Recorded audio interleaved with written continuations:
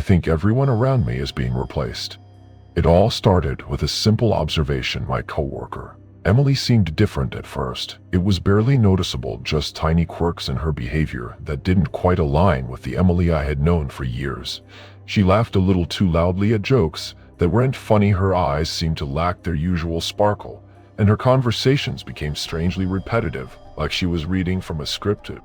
I tried to brush it off. Everyone has off days, right? But then it wasn't just Emily. My neighbor, Mr. Clark, an old man with a penchant for gardening, suddenly started spending more time indoors. When I bumped into him in the hallway, his eyes, usually warm and welcoming, were vacant, and his responses to my greetings were stiff and mechanical. It was like watching a well-worn movie, but knowing deep down that something had changed in the cast people I had known for years now felt like strangers, their familiarity a mere facade. The sense of unease gnawed at me, refusing to be dismissed as mere paranoia. One evening, I decided to confront Emily. We were working late, the office eerily quiet, except for the soft hum of computers. I approached her desk, heart pounding in my chest. "Emily, is everything okay with you? You've been acting different lately." She looked up from her computer, a smile that didn't reach her eyes spreading across her face. "I'm fine, really just a bit tired, I guess." Her tone was soothing, almost too soothing, as if designed to put my concerns to rest, but the unease only grew.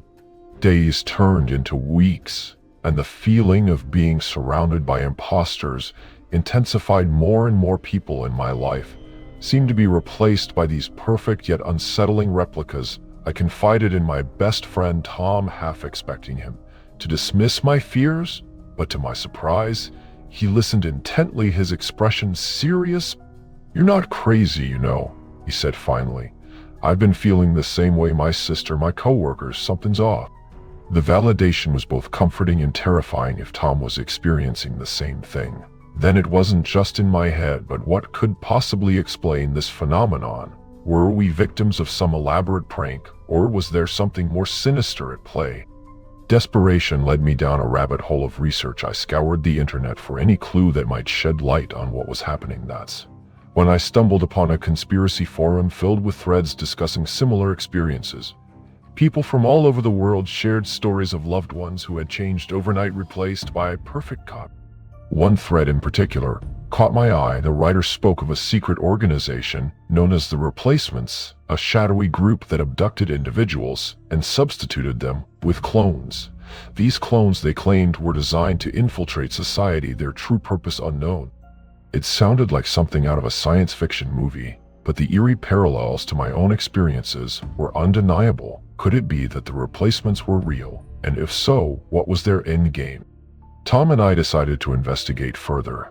We agreed to keep a low profile, fearing that any overt actions might draw unwanted attention. We started by observing our surroundings more closely, noting any unusual behavior patterns. The more we looked, the more convinced we became that our suspicions were true. One night, as I was about to head to bed, I received a frantic call from Tom. "You need to come over now, I think they're onto us."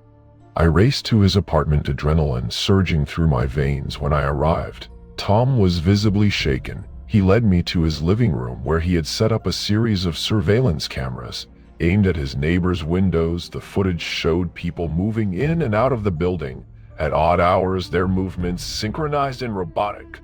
"We need to get out of here," Tom said, his voice trembling. "We're not safe."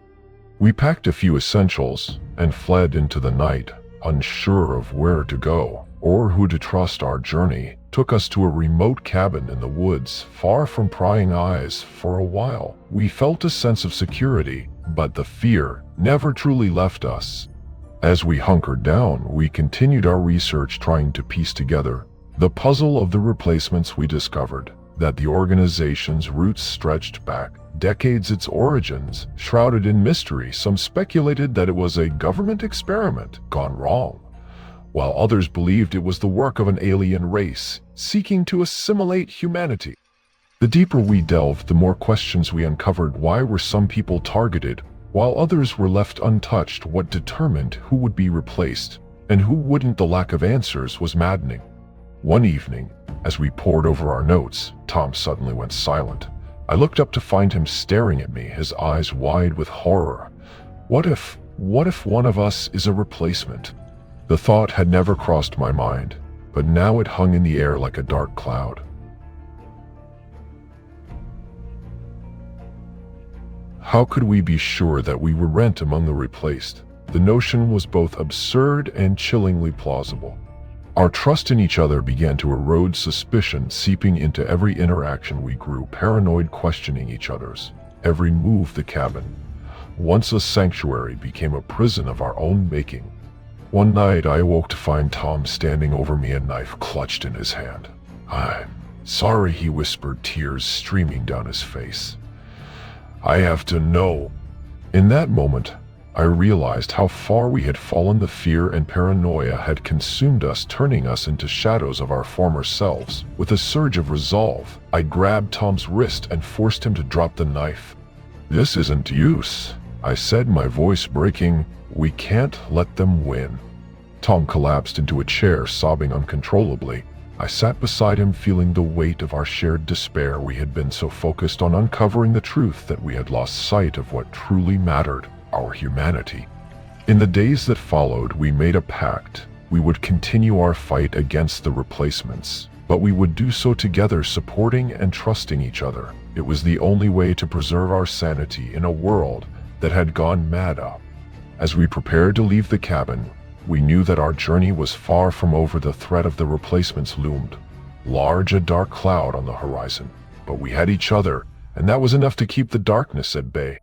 For now, we would take it one day at a time, clinging to the hope that one day we would uncover the truth and reclaim the lives that had been stolen from us. Until then, we would remain vigilant, knowing that the enemy was always watching, waiting for the perfect moment